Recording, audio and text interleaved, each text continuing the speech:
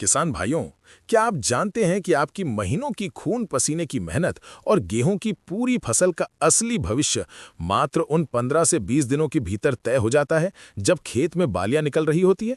ये वो नाजुक समय है जब एक छोटी सी वैज्ञानिक समझ आपकी पैदावार को आसमान पर ले जा सकती है, लेकिन एक छोटी सी अनदेखी आपके मुनाफे को आधा कर सकती है। अक्सर हम देखते हैं कि पड़ोसी किसान के खेत में बालियां लंबी और दानों से भरी हुई हैं, जबकि हमारी फसल में बालियां छोटी रह जाती हैं या उनके ऊपरी हिस्से खाली रह जाते हैं। आज इस वीडियो में हम उस एक खास वैज्ञानिक तरीके और उस गुप्त पोषक तत्व के बारे में विस्तार से बात करेंगे, जिसे अगर आपने बालियां निकलते समय सही तरीके से इस्तेमाल कर लिया, तो आपके गेहूं की बालियां न केवल लंबी होंगी, बल्कि उनके अंदर बनने वाला हर एक दाना पत्थर की तरह मजबूत, सोने की तरह चमकदार और सामान्य से कहीं ज्यादा वजनदार होगा। ये वीडियो केवल सलाह नहीं, बल्कि कृषि विज्ञान के गहन शोध का निचोड़ है, जो आपकी पैदावार को 2 गुना करने की क्षमता रखता है। नमस्कार किसान भाइयों, स्वागत है आपका हमारे चैनल पर। आगे बढ़ने से पहले, अगर आप खेती में आधुनिक और सटीक जानकारी के साथ अपना मुनाफा बढ़ाना चाहते हैं, तो इस वीडियो को अभी लाइक करें और चैनल को सब्सक्राइब करके बेल आइकन जरूर दबाएं। साथ ही हमें कमेंट में ये लिखकर जरूर बताएं कि आपने इस बार गेहूं की कौन सी किस्म लगाई है और आपके क्षेत्र में अभी मौसम का क्या हाल है। गेहूं की फसल में जब गभोट अवस्था आती है, जिसे वैज्ञानिक बूटिंग स्टेज कहते हैं, तो ये पौधे के जीवन चक्र का सबसे महत्वपूर्ण पड़ाव होता है।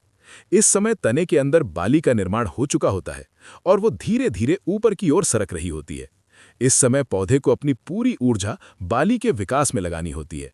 रिसर्च के अनुसार गेहूं की बाली के विकास के लिए सबसे बड़ी भूमिका झंडा पत्ती यानी फ्लैग लीफ की होती है।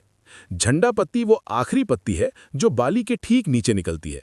वैज्ञानिक रूप से यह सिद्ध हो चुका है कि गेहूं की बाली में जितने भी कार्बोहाइड्रेट्स और स्टार्च जमा होते हैं, उसका 60 से 70% हिस्सा अकेले इसी झंडा पत्ती के माध्यम से प्रकाश संश्लेषण की प्रक्रिया द्वारा आता है।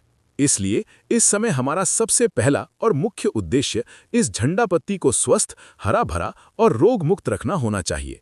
अगर इस समय आपकी झंडा पत्ती पीली पड़ जाती है या उस पर किसी बीमारी का हमला होता है, तो समझ लीजिए कि आपकी बालियों का पेट खाली रह जाएगा और दानों का भराव कभी पूरा नहीं हो पाएगा। जब फसल इस अवस्था में होती है, तो किसान भाइयों को सबसे ज्यादा दुविधा उर्वरकों के चुनाव में होती है।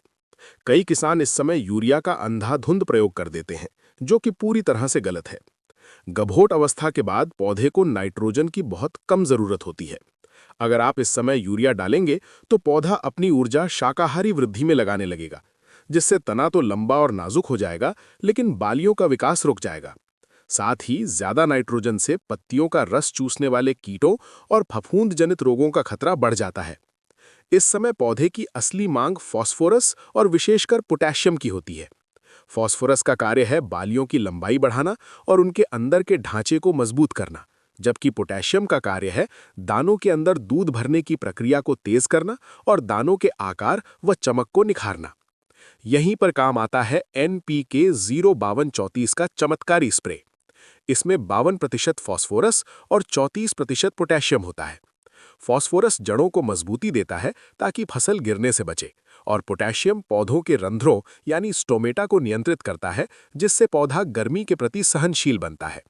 लेकिन केवल 05234 से काम पूरा नहीं होता।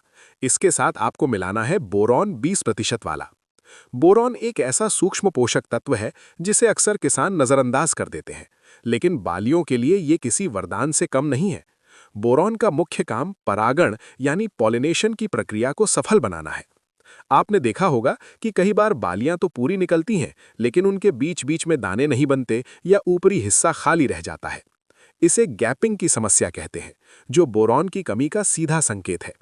बोरॉन पराग नली यानी पॉलन ट्यूब के निर्माण में मदद करता है, जिससे बाली के हर एक फूल में निषेचन सही से होता है और हर एक दाना पूरी तरह से भरता है। अब बात करते हैं इसके छिड़काव की सही मात्रा और सही समय की। जब आपके खेत में 5 से 10% बालियां बाहर दिखने लगें या फसल पूरी तरह गबोट में हो, तब आपको 1 किलोग्राम NPK 05234 और 100 से 125 ग्राम बोरॉन को प्रति एकड़ 150 से 200 लीटर पानी में मिलाकर स्प्रे करना चाहिए। छिड़काव करते समय ध्यान रखें कि पानी की मात्रा कम ना हो, क्योंकि पत्तियों को पूरी तरह तर करना जरूरी है।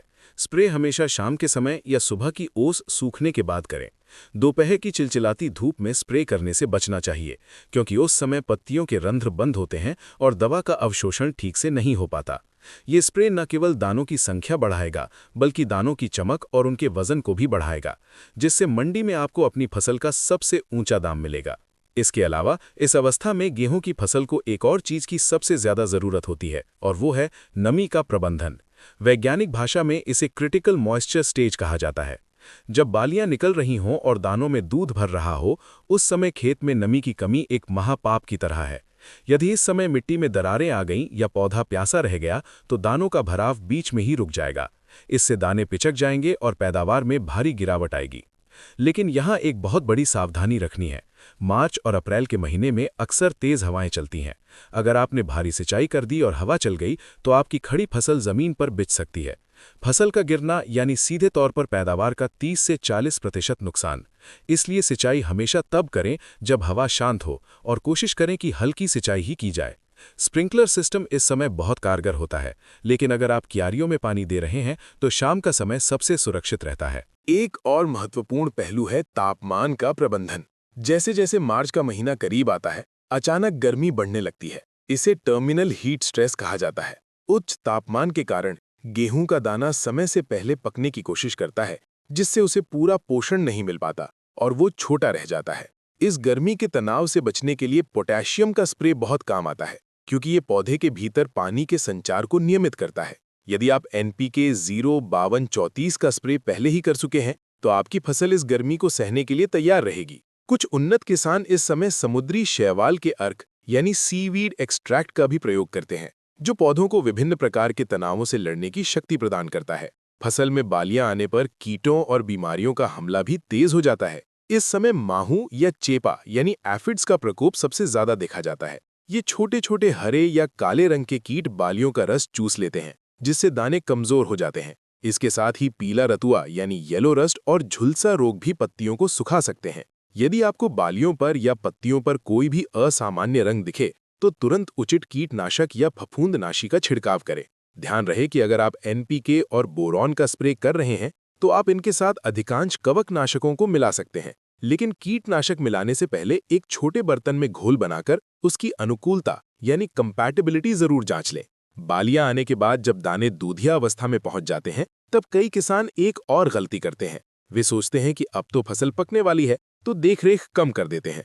लेकिन रिसर्च कहती है कि दानों का अंतिम वजन दानों के भरने के आखिरी 10 दिनों में तय होता है। अगर आप इस समय NPK 0-0-50 का एक हल्का स्प्रे करते हैं, तो ये दानों में अंतिम चमक और वजन भरने में मदद करता है। इसमें मौजूद सल्फर दानों के प्रोटीन स्तर को सुधारता है और पोटेशियम शुगर को पत्तियों से दानों तक तेजी से स्थानांतरित करता है। ये उन किसानों के लिए बहुत फायदेमंद है जो उच्च गुणवत्ता वाले गेहूं का उत्पादन करके उसे प्रीमियम भाव पर बेचना चाहते हैं।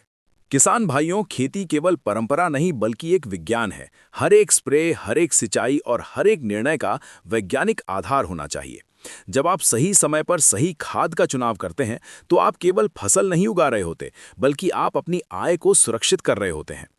NPK 0-52-34, बोरॉन और सही सिंचाई का ये त्रिकोण आपकी गेहूं की खेती का पूरा गणित बदल सकता है। ये न केवल पौधों की इम्यूनिटी बढ़ाएगा, बल्कि प्रतिकूल मौसम में भी आपको एक स्थिर पैदावार की गारंटी देगा।